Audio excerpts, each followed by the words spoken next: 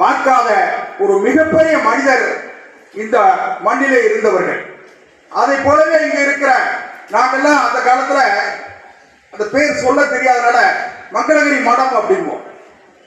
இங்கே ஜேஎல்பி வெள்ளவராயர் 1946 காலங்களிலே மத்திய அமைச்சராக இருந்த பெருமகன், மத்திய உணவுத்துறை அமைச்சராக இருந்த ஜேஎல்பி வெள்ளவராயர் அவருடைய பங்களா பக்கத்தில் இருக்கு.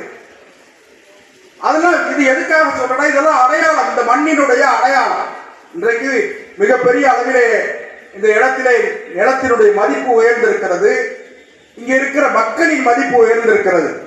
ஆனால் கூட மாணவ செல்வங்களே, தயவு செய்து நான் உங்களிடத்தில் மன்றாடி கேட்பதெல்லாம், உங்கள் பெற்றோர்களை மதியுங்கள். ஈன்ற பொழுதில் பெரிதுவக்கும் தன் மகனை சான்றோன் என கேட்ட தாய் என்று தாயின் பெருமையை சொல்வோம். அதாவது ஒரு தாய் கருத்தரித்து கருச்சுமந்து அவன் அந்த குழந்தையை பெற்றெடுக்கிற பொழுது ஏற்படுகிற வழியை எல்லாம் அவன் சமூகத்திலே உயர்ந்த இடத்திலே இருக்கிற பொழுது அவன் ஈன்ற பொழுதில் பெரிதுவக்கும் தன் மகனை சான்றோர் என கேட்கிற பொழுது என் மகன் அந்த இடத்திலே உயர்ந்த பதவியிலே இருக்கிறான், என் மகன் அந்தஸ்து மிகுந்த பதவியிலே இருக்கிறான், அதோ என்னுடைய மகன் நடந்து வருகிறான், என் மருமகளோடு நடந்து வருகிறான், என் பேரனோடு நடந்து வருகிறான், பேத்தியோடு நடந்து வருகிறான் என்று சொல்கிற பொழுது அந்த தாய்க்கு கிடைக்கிற மகிழ்ச்சி இருக்கிறது.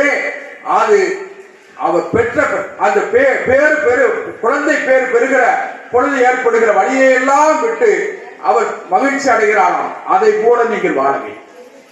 மாணவ செல்வங்களே, தந்தையார் அவர்கள் குறிப்பிட்டதை போல ஜாதி மதம் அனைத்து வேண்டாம். எதற்கு ஜாதி, எதற்கு மதம்? நாம் எல்லோரும் அண்ணன் தம்பிகள், எல்லோரும் நாம் ஒரு தாயினுடைய பிள்ளைகள் தானே. அதற்காகத்தான் சான்றோர்கள் சொன்னார்கள், மாதா பிதா குரு தெய்வம் என்று. நான் ஏற்கனவே குறிப்பிட்டதை போல 64 வயது நீங்கள் எல்லாம் நிற்க வேண்டிய நிலை இருக்கிற காரணத்தால் நான் அதிக நேரம் எடுத்துக்கொள்ள மாட்டேன். நீங்கள் எல்லாம் இன்றைக்கு 64 வயது, இன்றைக்கு நீங்கள் கல்வி கற்கிறீர்கள், உயர்ந்த கல்வி, ஆங்கில வகை கல்வி உங்களுக்கு கிடைத்திருக்கிறது. ஆனால் ஒரு 50 ஆண்டுகளுக்கு முன்பு எங்களை போன்றவர்களுக்கு உரிய கல்வி கிடைக்கவில்லை. உண்ண உணவில்லை, உடுக்க உடை இல்லை, இருக்க இருப்பிடம் இல்லை, முறையான கல்வி இல்லை. ஆனால் தேடிக்கொண்டே இருந்தோம். தேடி தேடி நித்தம் தவம் இருந்து படிக்க வேண்டும்.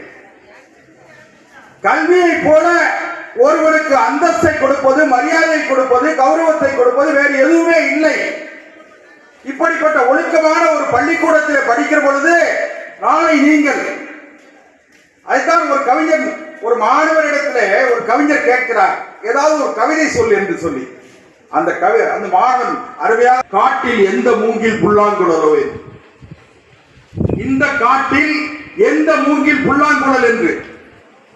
ஒரு புல்லாங்குழல்